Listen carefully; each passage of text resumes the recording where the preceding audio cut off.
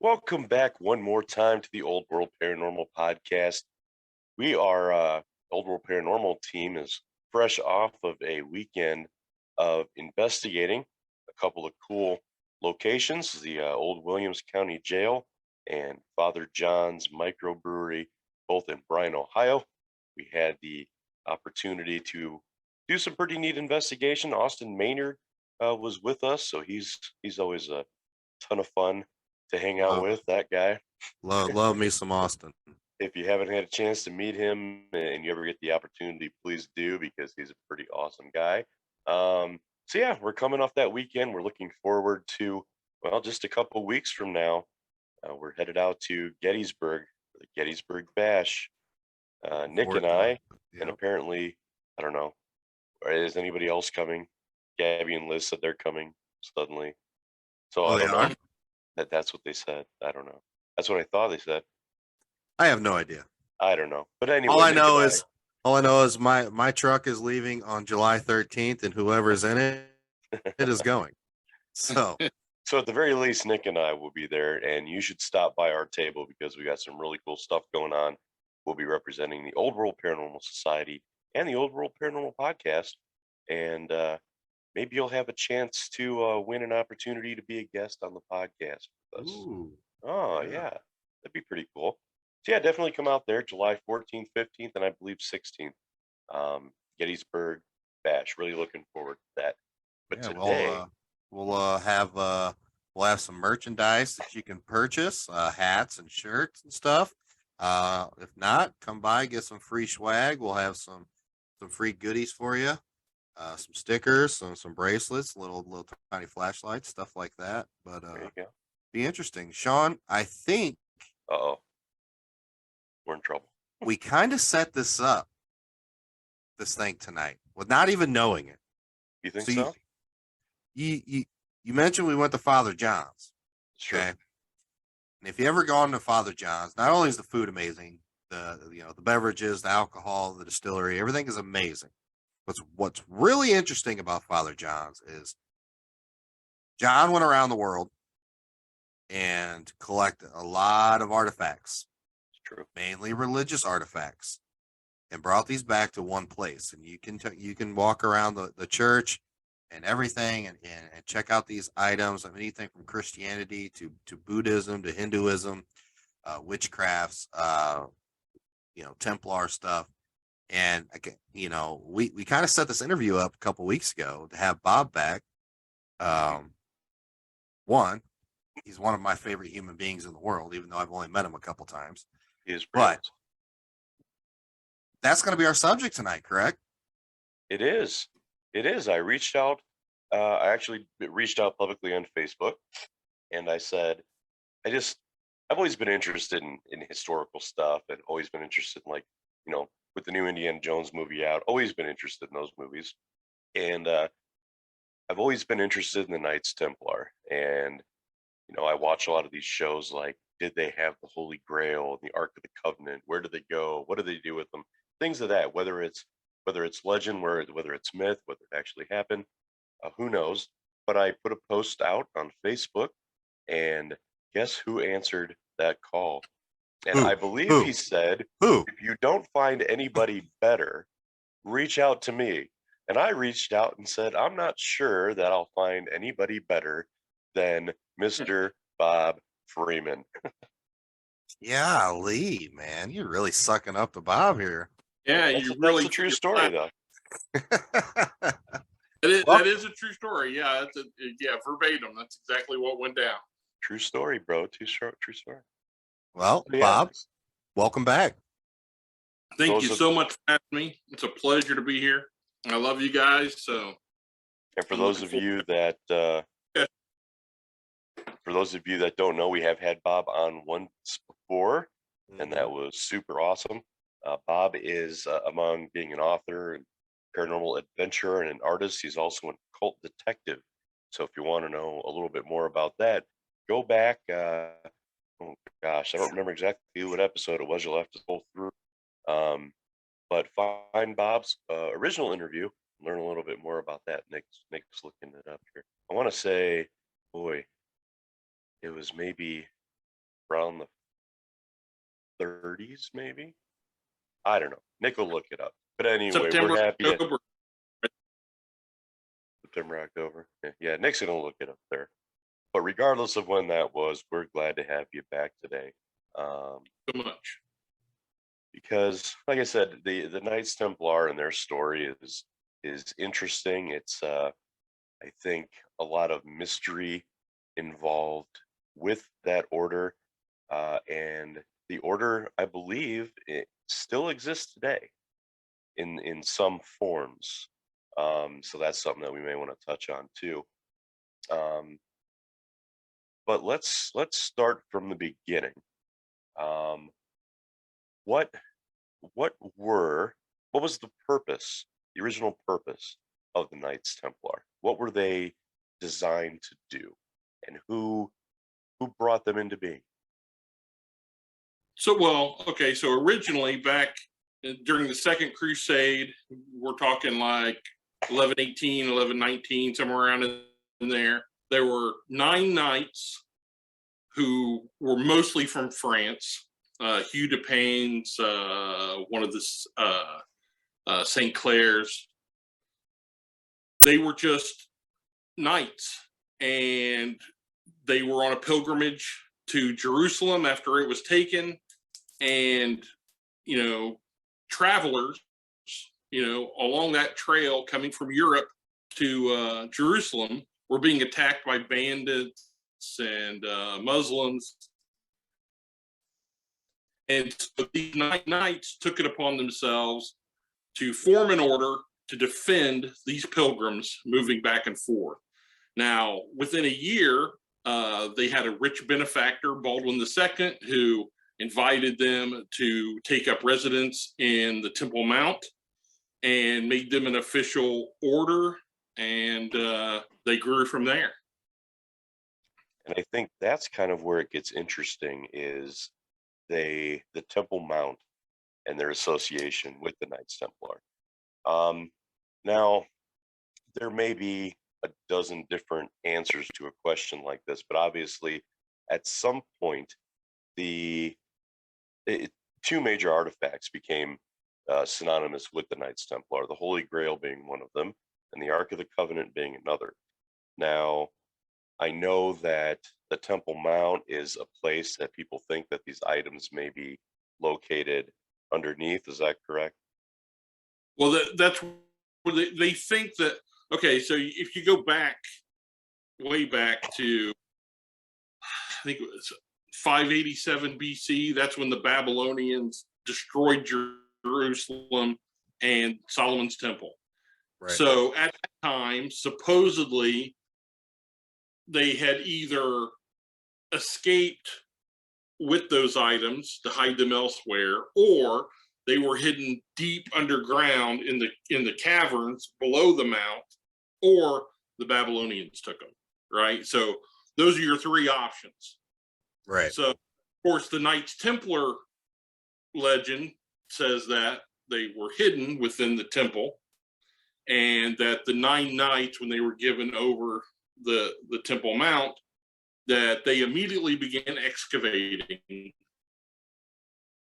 and discovered those items. And they used those to leverage the Catholic Church to make them official, and thus becoming wealthy and given carte blanche pretty much to do as they wanted.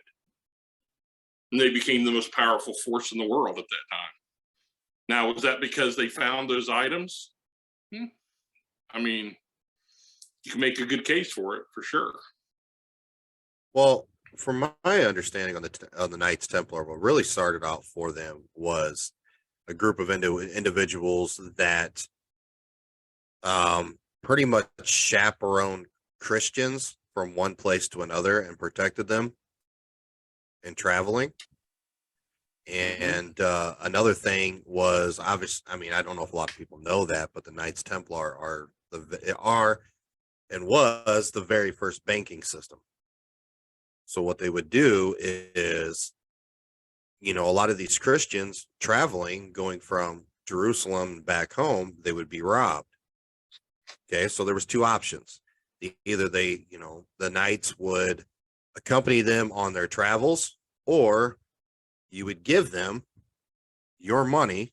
They would ledger it, so you would not have that on you, and you wouldn't get robbed per se. And of course, the whole interest rate. Hey, we got to keep it up for ourselves. Yeah, I mean, they collected a lot of wealth in doing that as well.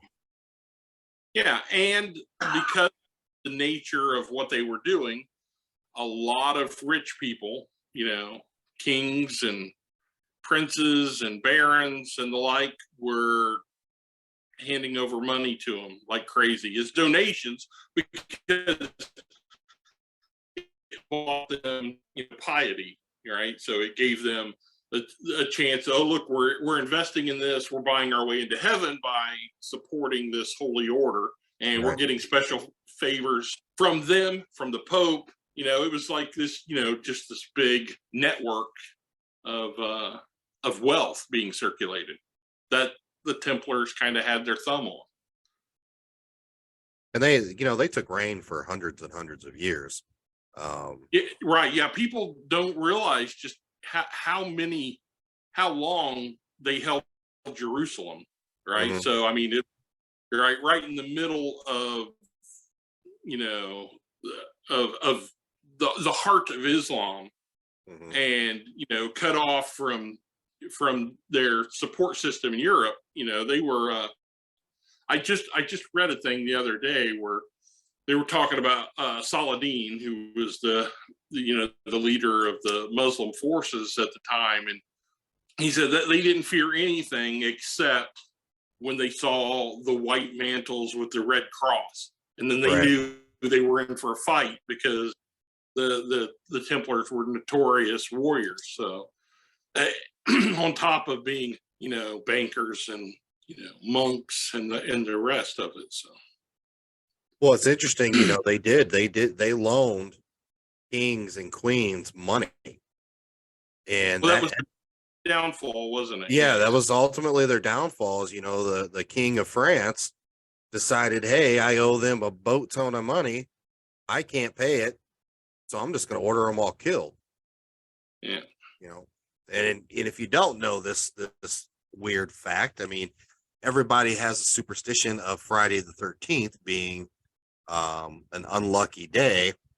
Well, that's where this whole terminology for the Friday the 13th comes from. The King of France, I don't remember the year. It was 14 something, wasn't it? It was 1307. 1307. So it was a Friday the 13th in 1307. The king, October 13th. Yep. He orders pretty much the persecution of every single Templar, which, and then it trickled on, and then the rest of the sovereignties or countries, you're like, oh, okay, well, we'll just go along with that. I ain't gonna fucking pay them back either. So it caused them to just either you were killed or you took off, to a whole nother continent. Right. And they were charged with a number of heresies, and, they were claimed that they were homosexuals. They spit on the cross, just anything to debase them they were accused of, just to ruin their reputation. Because the Knights Templar, I mean, if you think about it, the Templars were like the first people that were into branding, right? So they had a brand, that red cross. That meant everything, right? It was like the swoosh, the Air Jordan swoosh, right? That, right? So King Philip, with the Pope Clement V's help, they were able to just totally destroy that order. And that's the thing. Pope Clement was French, so he had he was looking out for Philip in that regard. And of course, as you guys are aware, in the same year that they burned Jacques de Molay, the Grand Master of the Lodge, when they burned him at the stake, he cursed them and said they'd be dead within a year, and that Philip's line would be extinguished. And a month later, Pope Clement died. I think 3 months later, Philip died, and then all of his sons, each son that took the crown, died shortly after, and they all died childless. Right. So just as he had predicted, they were extinguished. So. But if I recall correctly, wasn't the Pope murdered? Well, that's certainly one of the poison, perhaps. Yeah. I'm trying to. Yep. So that's speculation. Come on, brain, work. Trying to recall. Right? Yeah, can't remember everything. There's so much Templar lore, right? So, I mean, if you think about it with Christianity, going all the way back to Jesus, okay, everybody understands the story of Jesus. When in his 30s, when he shows back up, and comes out, and he's a prophet, and he's going around, and okay, I'm not gonna get into that. Everybody knows and understands the story of Jesus, but from his childhood until his 30s, so he died when he's 33. Okay, so in that whole time period, where was he? Most people talk about Jesus being down in Egypt, not actually in the Middle East. Okay, I mean, there's a lot of speculations that if you want to talk about the Holy Grail and what that means, is that actual cup? Is it the seed of Christ? Stuff like that. That all has ties going back to Egypt. Now, when the Templars split, it's like, oh shit! All right, we need to hide this stuff. We need to protect this stuff, aka the Ark of the Covenant, also the Holy Grail. And if you want to reference that as the chalice of the cup that Jesus had at the Last Supper. Now, the womb of Mary Magdalene, but yeah, that's. Well, I was getting that part. The Da Vinci Code, people. We are now discovering in the last, 20 years, that there are a lot of structures in North America, the northern United States, Canada, all the way up, having to do with the Knights Templar. Okay. Now, if you really think about that, that just completely rewrites history. Most people don't really believe that Christopher Columbus discovered America. That's just something that was written in books. Got to give it to somebody, right? So, I don't know. I think about it. I don't think that they left them there at Solomon's temple. I think that there's just no way. I mean, even if there was so many caverns and this or that, the Babylonians would have found it eventually. They would, yeah. So when Jerusalem fell, they most likely would have taken the stuff to Acre, and then from Acre to Cyprus, and then from Cyprus to back to wherever. I mean, I certainly have my own theories on it, but in my opinion, go ahead. My hand was less Jesus is not allowing 8 inches to come through from the Holy Grail. Got to say that one more time, Bob. You broke up. Oh, sorry. Yeah, my hand, I believe, was within 8 inches of the Holy Grail. Okay. You must explain that. So you can't stop there, Bob. So in 2000 or 2001, my wife and I got married in 2000, and we took like a short little honeymoon, planning in 2001 to take a more extended honeymoon, which we did, going to Scotland. So me being who I am, when we get to Scotland, we stayed in Edinburgh, and she was like, well, okay, so where are we going to go? What are we going to see? I said, well, we're going to Rosslyn Chapel. So we went to Rosslyn Chapel. This was 2 years before the Da Vinci Code, right? So the movie or the book? The book came out in 2001. before, a few months after we were there. Okay. The movie came out a few years later. So we take a bus from Edinburgh to Roslyn, the town of Roslyn. We walk up this long lane, and there's the chapel. They've got like a little meet and greet place. We go inside. There was one other person there to see the chapel.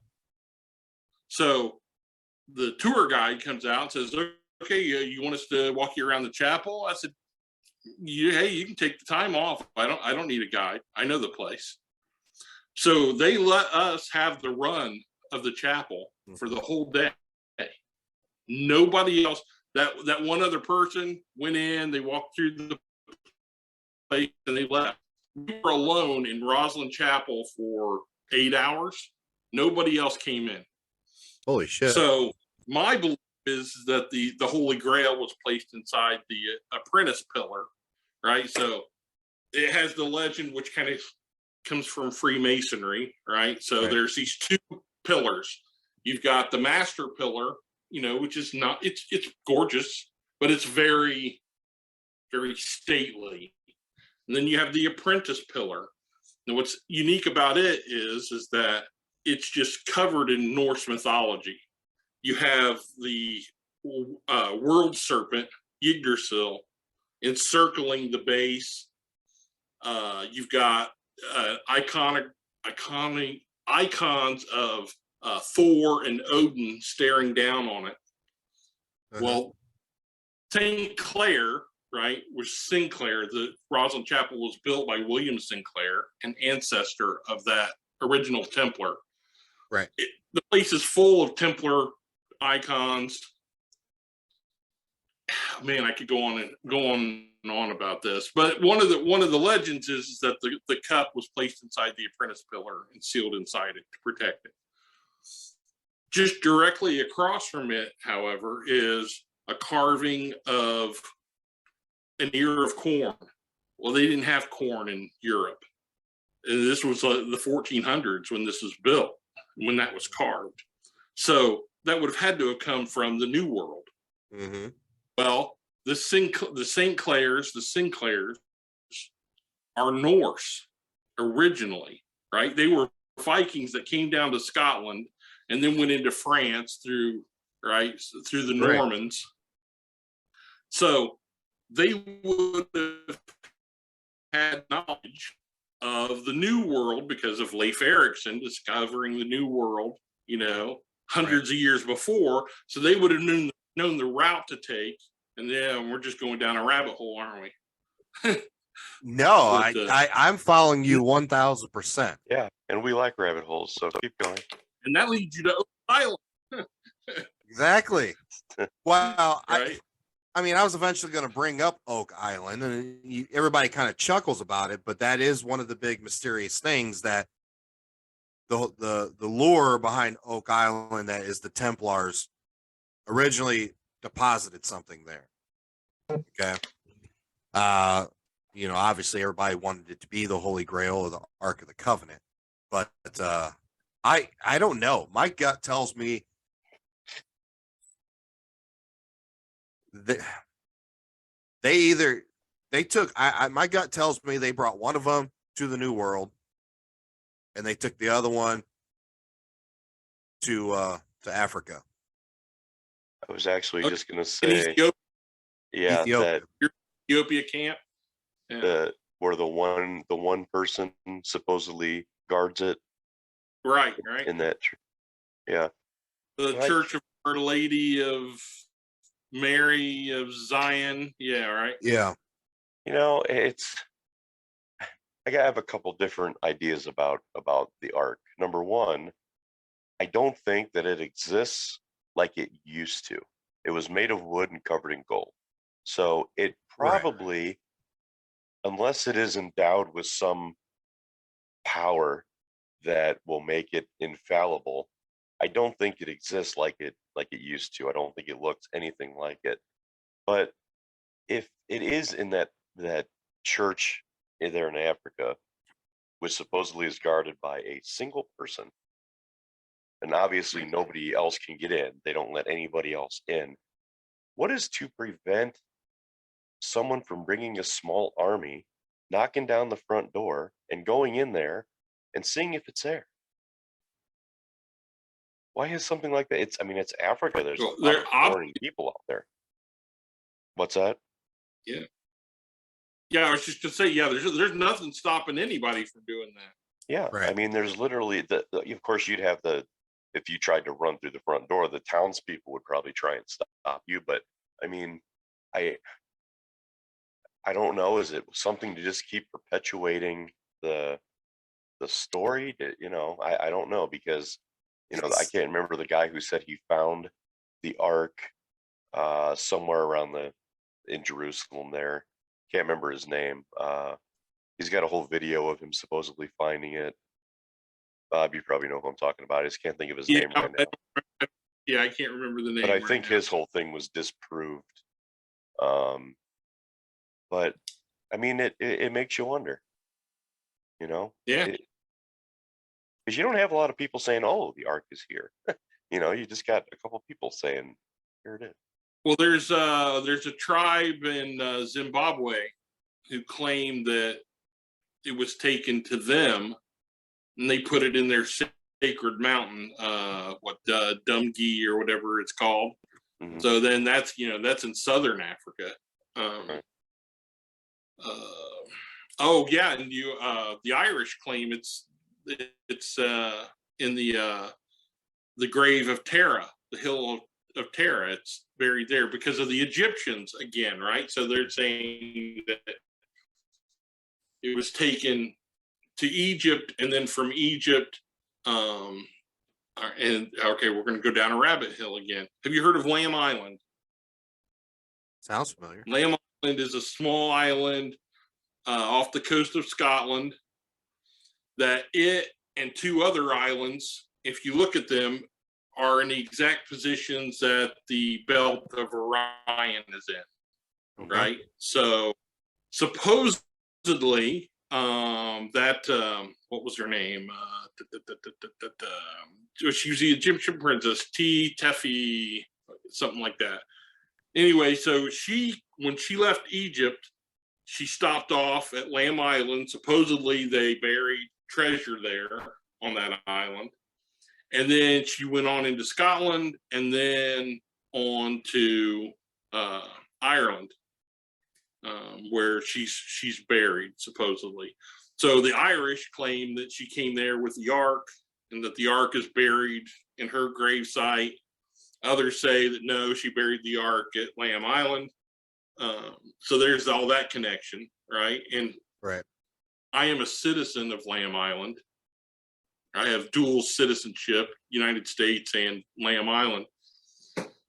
It's a micronation. It was purchased by Uri Geller, Okay. the famous spoon-bending psychic, and he was selling citizenship to the island All right. a year or two ago. So I mean, I couldn't pass that up. No. Right? So yes, I am a citizen of Lamb Island, and I would like to think the Ark is there, although it's not. But Well, let's just take a look at both these items, okay? The chalice, the Holy Grail, and the Ark of the Covenant. What we think it is, and what we really think it is. Most people, again, let's talk about the chalice. Let's talk about the cup. The cup being the cup they drank from. This is my blood at the Last Supper. Okay. Now, obviously, with the old Da Vinci Code, when they came out with the book and the theories and this or that, they more talk about Jesus's bloodline. right. But that's because, and Dan Brown got in a lot of trouble for this, and he paid a lot of money. He was basically plagiarizing Holy Blood, Holy Grail, right? Correct. That was correct. the whole theory in that book, right? So, Yeah. so that theory was around a long time before the Da Vinci Code dropped. Now he combined a bunch of other stuff to it also, but yeah, the whole idea of the cup being the womb and the bloodline of Jesus, it's not hard to make the case that he and Mary Magdalene were married. Right.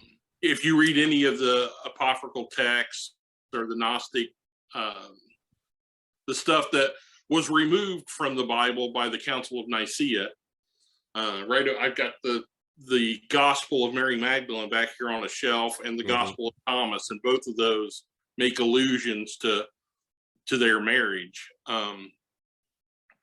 So yeah, it's not hard to buy that. And the story of Joseph of Arimathea taking Mary Magdalene after the crucifixion and taking her to France, and you go down that whole rabbit hole with the French bloodline of their royal line being descended directly from Jesus. Yeah. Well, there's also a theory. There's also a theory on Mary Magdalene where they talk about how St. Peter is the first pope. Like, he's the one that started the church. He was in charge of it. And theoretically, it was actually Mary. It was Mary's job to do that. And then she actually went to Africa first. Yeah. So I don't know. I mean, if you think about it, like, I try to, the more you dive into it, I look at it at a universal aspect. I look at it as a source. I do believe in God still, and I believe God is the creator of all things. I just don't think in our 3D dimensional brains, in the 3D life we live in, we don't comprehend it in a different way.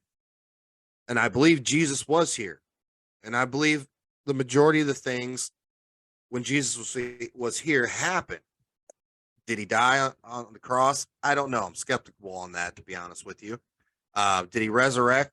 Most likely. But it was most likely in a spiritual form. Okay? Now, odds are Jesus walked on the earth as a man. He was, well, there's historical proof that he was a person, that he existed. Yeah, well, what I'm getting at is, I mean, odds are, he probably did get married at some point. And it probably, it might not have been Mary Magdalene. Everybody points to that direction. It makes sense. It fits the story, right? Yeah. So, but really, I mean, okay. Unless the Holy Grail was in something that can preserve it for thousands of years, odds are that thing's destroyed. Okay. That's Same with the Ark of the Covenant. Yeah.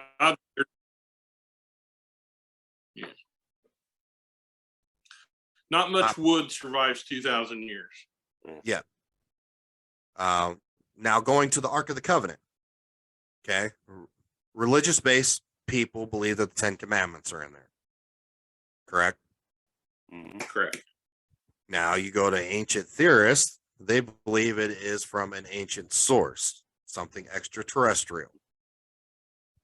And we are not, again, capable of understanding the power or the source that is inside this box. Yeah, that's a rabbit hole too. Well, the Ark was technically a weapon. Yeah. It sure was. I mean, if you think about it, okay, so World War II, we come up with the atomic bomb, correct? And, we go and drop it on Hiroshima and all that stuff, okay? Yeah. Right after World War II, coming in the late 40s into the 50s, how many UFO sightings were seen across the globe? Enormous, thousands of sightings of UFOs. Okay, You don't have to look very deep into the first UFOs that were being sighted were experimental German aircraft. Right. We brought over. I mean, that's been proven. The Bell, the kind of boomerang shaped ships that they saw at, on the West Coast. In one of the most famous sightings. I mean, those are identical to those experimental German planes that flew, without a comm trail and the like. So Germans definitely were onto something. Well, I also think that, if you think about it from an extraterrestrial standpoint, if I don't know, this is a rabbit hole, but Yeah. let's say, we finally stumble upon nuclear, technology, and it wasn't quite our time yet to get to that point, but we did, but all of a sudden we're using it for a horrible fucking reason. So these ETs come down, like, what are these fucking knuckleheads doing down here? Type of thing.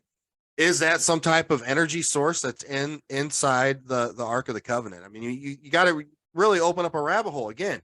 Think about it. Going back to the pyramids, we think we're so advanced in civilization today, but we have no fucking clue how the hell they build those.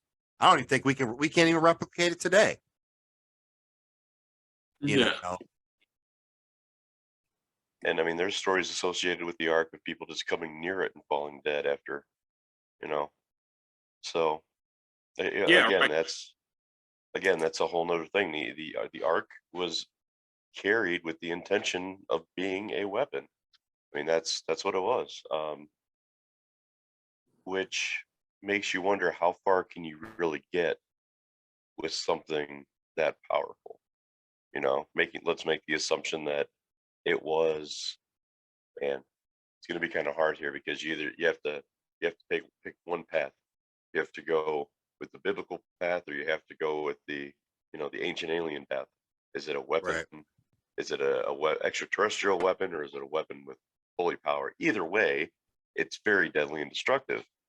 But it wasn't like carrying around a shoebox either. Somebody had to always see this thing. You don't just walk into town with the Ark of the Covenant like do do do do, and nobody pays attention. So somewhere buried in the sands, I'm sure, are stories of this thing being brought places, and who knows whether they'll ever be found. But It was kept in a tent, for goodness sake. Right? Right. Yeah. Yeah. Here's another rabbit hole for you on the Ark of the Covenant. Oh. What if in the 40s the Germans actually did find it, and when Hitler and his little cronies hightailed it out of there, which I 100% believe he did, and went to South America? Oh, 100%. What if it is still in South America? I think Hitler was more interested in the spear of destiny than he was in the Ark. Yeah. Hitler was very, very, very much focused on that spear. Yeah. The spear of Longinus. Which, I mean, there's a whole story of why he became what he is because of that spear. But, again, there's another artifact too, which there are several places that have that claim to be the real one too. I don't know. I think with so many people claiming I have this or I have this, maybe somebody does, but how are we ever going to know? Well, what I'm saying is, okay, all right, just fucking think about it. If you legit have the Ark of the Covenant and you know what it is, why not just come out like, look, right here, come Because fucking get it. that would change the course of the world if you came out with something like that, and everybody would want it. So if I had it, I wouldn't tell Saul. You think? If I had the Holy Grail, wouldn't tell Saul. What about you, Bob? Fortune and glory, man. Fortune and glory, baby. Thing on tour. I was like, highest bidder, please. Highest bidder. Yeah. No. $5, you can come in the tent and see it, man. He'll be taken around to carnivals during the summer. Right. $5. See the Ark of the Covenant. Yeah. With radiation poisoning, it's on you. There's, you can think of it another way. with the Holy Grail. Maybe Bob is right, and it is at Rosalind Chapel. Mhm. The cup is, but that's not the Holy Grail. Maybe the Holy Grail does mean something else, and it's not. Yeah, it's just, You know, I mean, it's fascinating, and it to me, like I'm fascinated with religion for one. I'm fascinated with old religion objects or relics, and it always intrigues me. You know, the whole Templar story to you know, the Holy Grail and you know the Ark of the Covenant, and you know, you're right. Before we came on air, we were talking about the whole Indiana Jones movie, you know, The Last Crusade. One of my favorite fucking movies of all time. Yeah, I mean, I'll watch it every time it comes on TV. Every time. You know, it's just crazy to think. yeah. Well, I was telling you earlier about how, you know, Raiders of the Lost Ark, when that came out, I mean, that just, you know, I was already obsessed with that sort of stuff, and to see that on the big screen, you know, that just told me that I wanted to be an archaeologist. I went to college to do just that, and you know, I majored in anthropology with a focus on witchcraft, magic, and religion, all because of that movie, right? So, Right.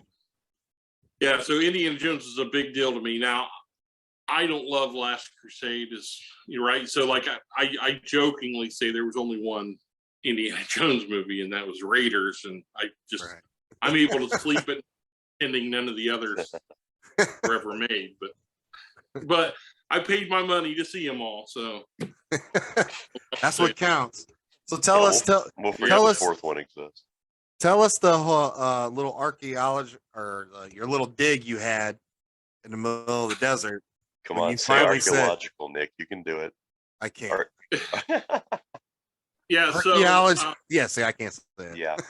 archaeology, yeah. So in 1990, I went with a group of archaeologists to the desert Southwest, and I lived with the Hopi, the Navajo, the Apache, the Acoma, the Havasu. So we just toured around all these reservations, and we were out. It was when we were with the Hopi, and it was kind of a joint Hopi Navajo thing. So we're out looking for artifacts and digging in 120-degree heat, and I was running a shaker, which is basically like a big, like a just a screen with a box, and you're just sitting there and you're just shaking it, right? And they're shoveling sand into this thing, and it's hot, and I'm miserable, and sand's all up in your face. And the lead archaeologist comes over, and he is just doing backflips because he had found these little broken pieces of pottery. I mean, minuscule. I mean, just tiny. And he's like, just seeing the excitement in his face, and he's just like, "Do you understand the significance of this?" And I'm like, "No, I do not." I realized then, no, I do not have that level of excitement for that. I was a treasure hunter, right? Yeah. Fortune and glory, Fortune right? and glory, baby. And yeah, it's like, you know, that's neat. I'm more than happy to read about that in a book, but I'm not the guy that wants to be out in the sand to find pieces of broken pottery and think it made my career. Yeah, so that's when I began on the paranormal more.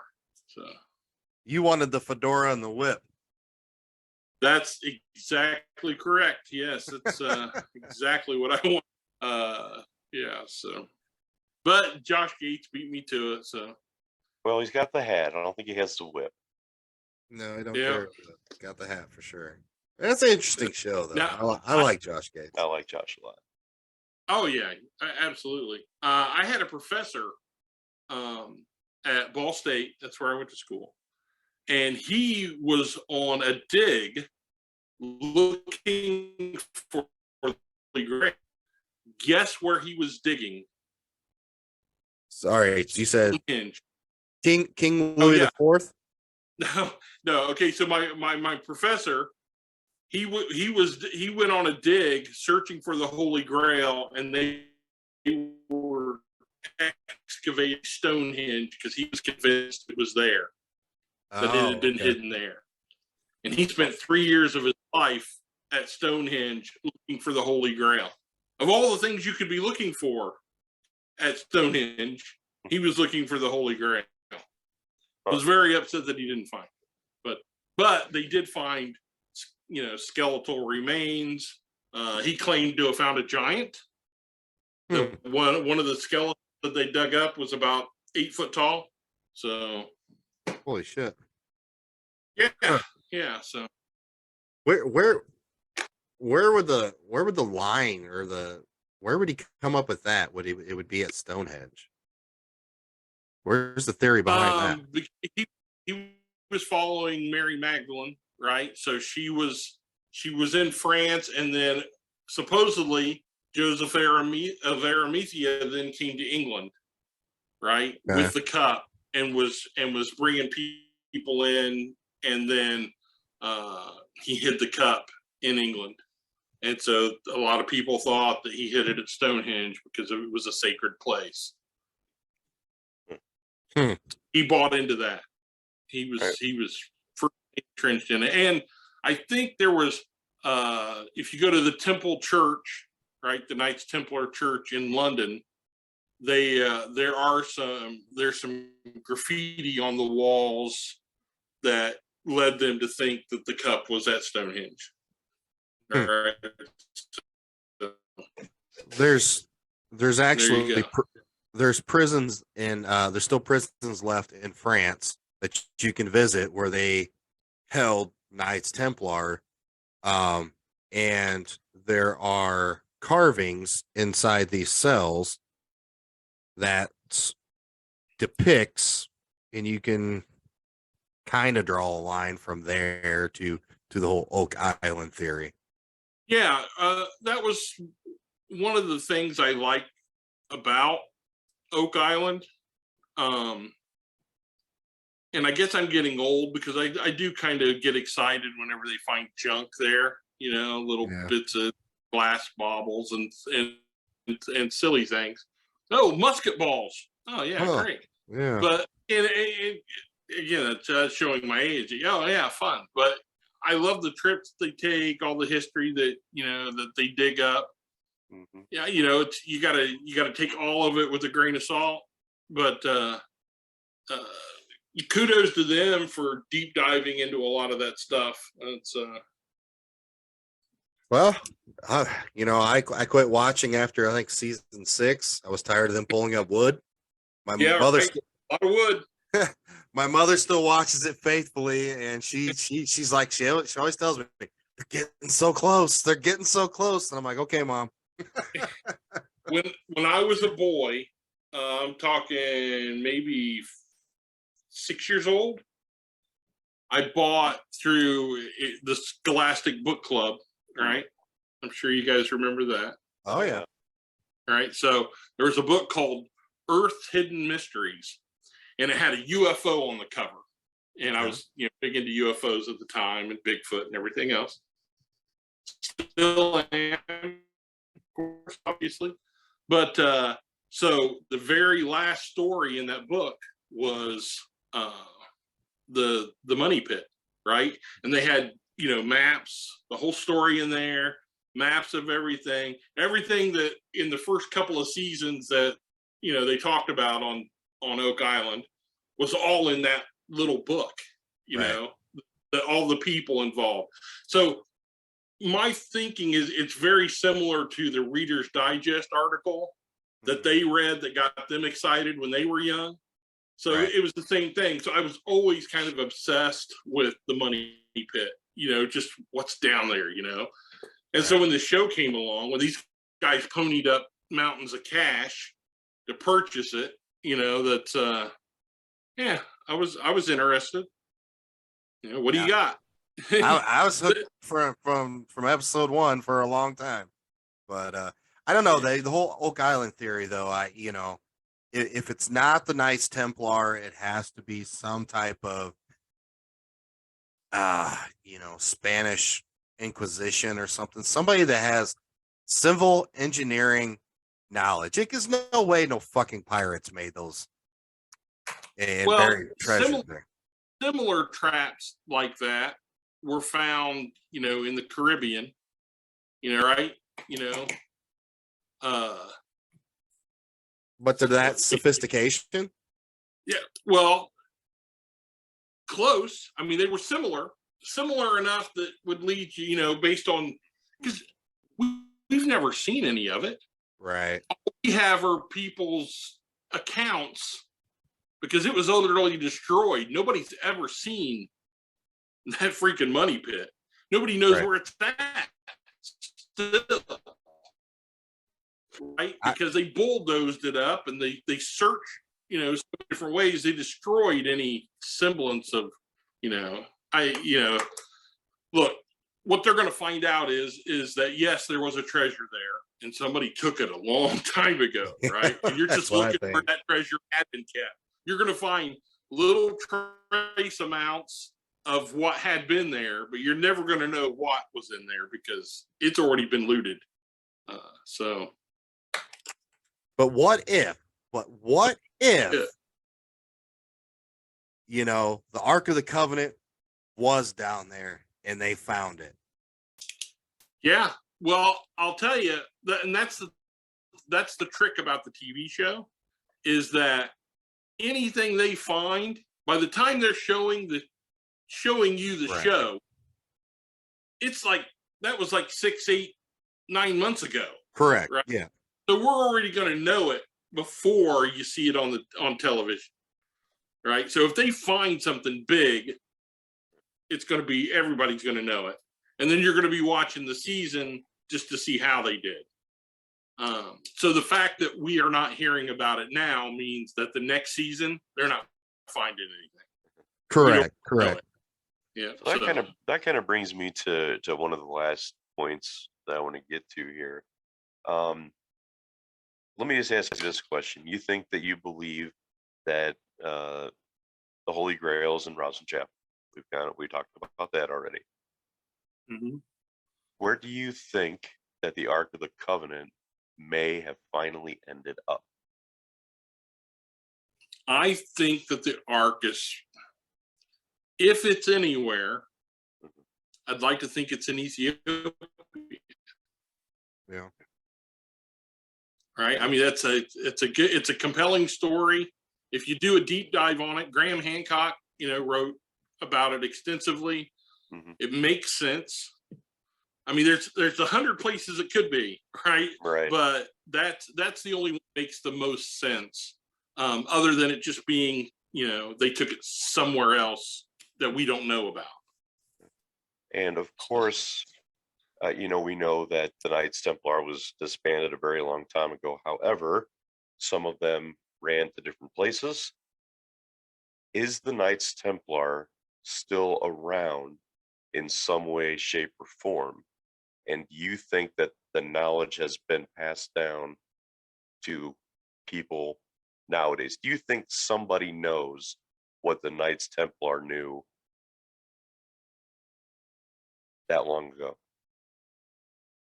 I'm going to say yes. I think that somebody knows. Now, so I ascribe to that. First of all, they splintered, right? A lot of them just joined, like the Hospitallers. They just joined other orders and hid within them. But I do believe that a faction of them went to Scotland and fought with Robert the Bruce at the Battle of Bannockburn. Mm-hmm. I believe those stories. I believe that. I also believe that some became pirates. That's the whole skull and bones is a Templar symbol. Mm-hmm. We didn't even talk about the Shroud of Turin or right. We got plenty of time. Don't listen to Sean. We got plenty of time, Bob. So okay, Shroud of Turin. Let's just to jump in there and let me throw out for people to, eat their brains a little bit. I do not think that is the burial cloth of Jesus Christ. There's All no right. way. That is not the cloth of Joseph ben Joseph. That is the burial cloth of Jacques de Molay, because they tortured him in exactly the same way that Christ was tortured, right? So that's why it's got all the same wounds. Mm-hmm.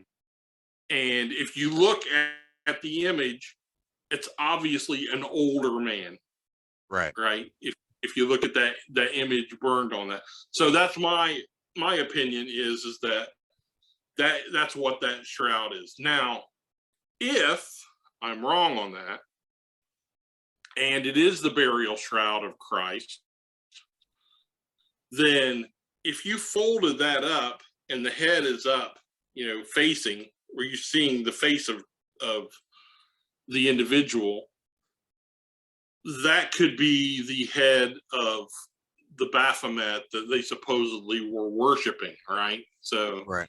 that's another way of looking at that. Oh, see, there's just there's just too much in this.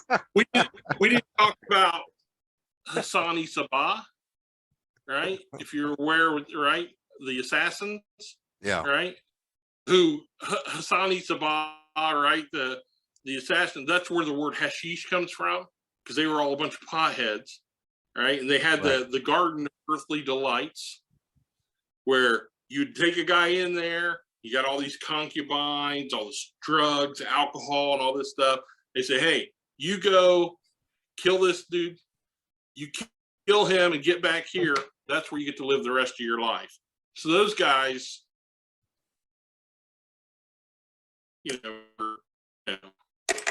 Sounds like a fun Saturday night.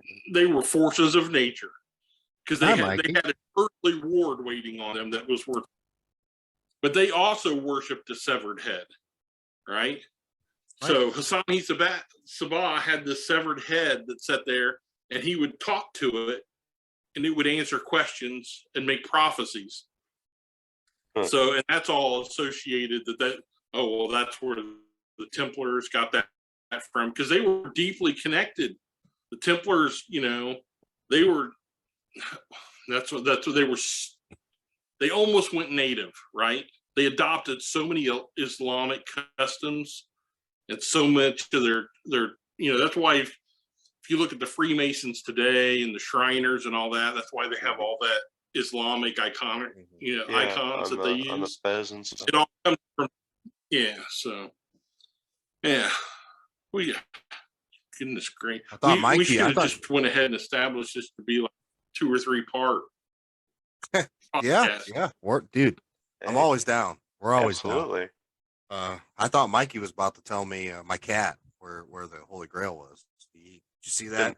He got on the mic and everything. I was waiting for it, but it's in his litter box. It's his litter box. Hey, there's I have Bob come over and sift the sand. That's right. Start shifting it. Start shifting. Start sifting it. You'll find a treasure. Not for me, bro. Can you see the shelves behind me? The bookshelves? Yeah. Right. Okay. So like this whole shelf here, all the way across about, I don't know, 4.5 feet maybe, down to here, that's all books on the Templars. Nice. Right. That's how deep I was down that rabbit hole for years. It's just, I got so all that stuff's bouncing around the head. I got 3 books that I ordered. That I'm going to order tonight. I want to know if you know any of these 3 books there, Bob. You most likely know all 3 of them. Okay. The book, I don't remember the author, but it's a 1 fish, red fish, 2 fish, blue fish. Shut the fuck up. 1965 book called The Adam and Eve Story. Okay. Next one is called The Sacred Mushroom and the Cross by John M. Allegro.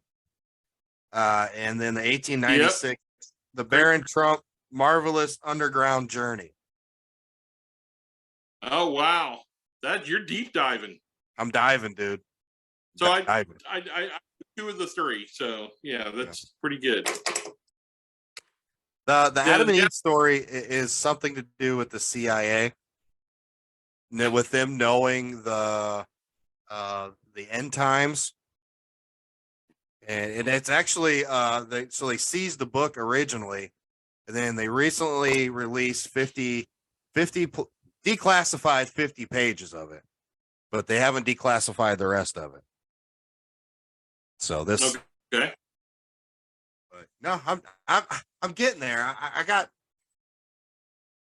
a few books. Getting there. See, Sean just thinks I had just read Dr. Seuss, but I don't.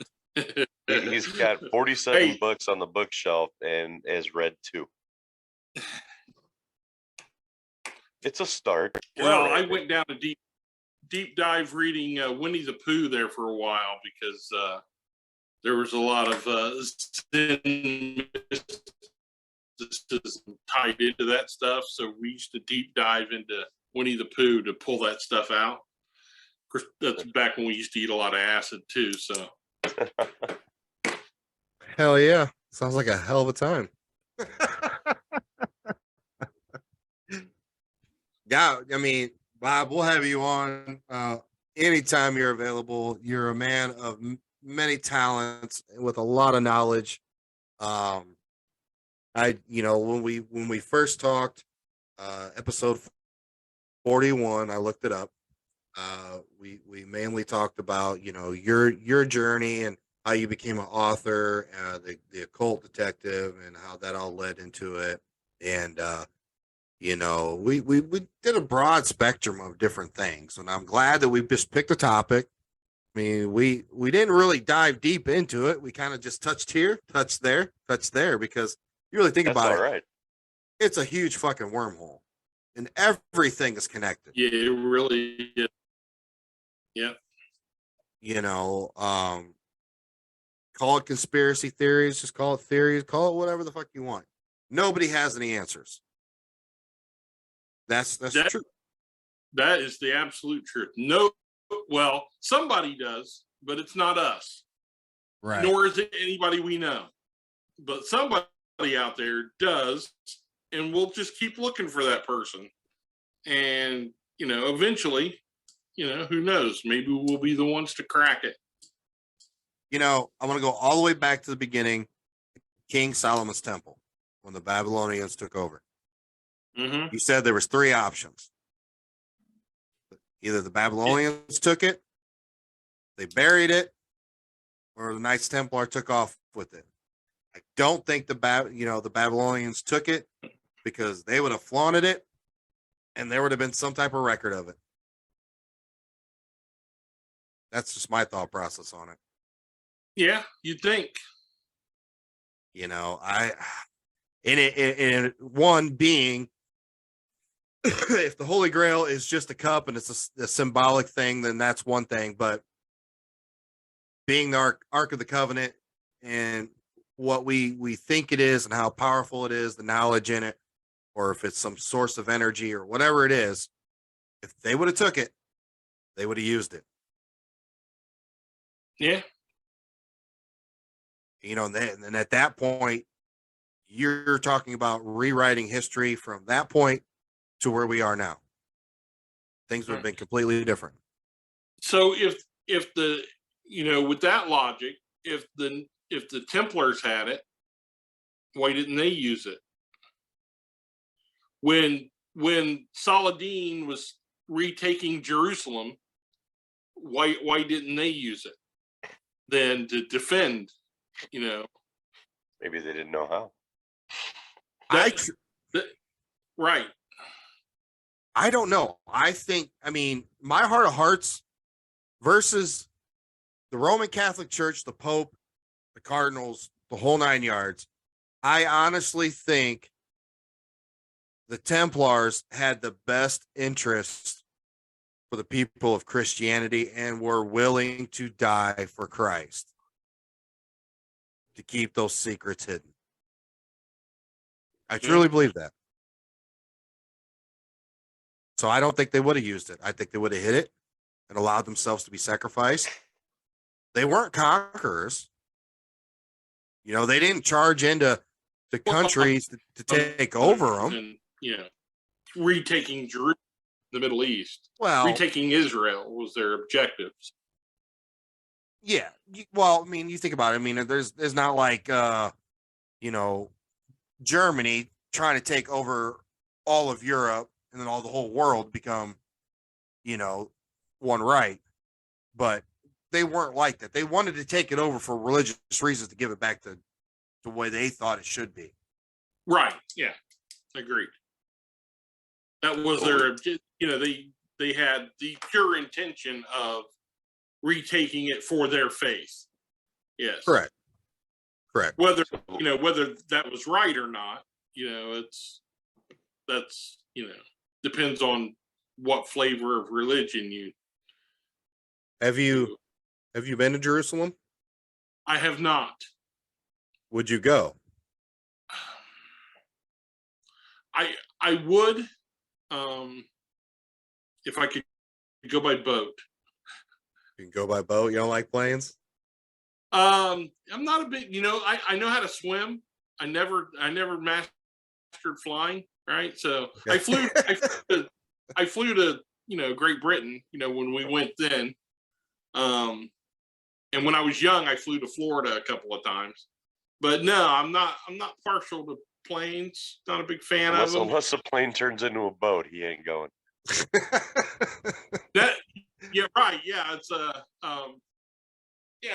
everybody always says, well, it's safer than driving a car.